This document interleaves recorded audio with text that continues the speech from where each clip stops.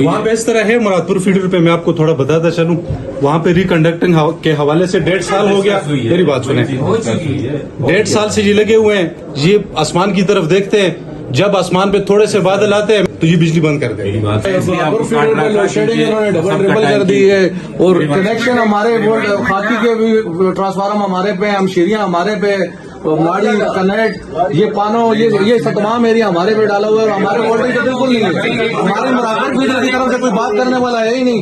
हम 2-4 आदमी आए तो हमारे भी इसमें कोई ना कोई हल होना चाहिए। मैं कोई खुशी से रोड बंद नहीं करता, हर साल मैं रोड बंद करता हूँ और हर साल ये यही कहते हैं कि इस साल ये मसला हल हो जाएगा, लेकिन कोई हल नहीं होता वो मसला। लोड शेडिंग वाला इशू है, दूसरा कनेक्ट, अमशेरिया, मुसवाल, तमरखोले तक ये सारा लोड हमारे मुरादपुर फीडर में डाला हुआ है।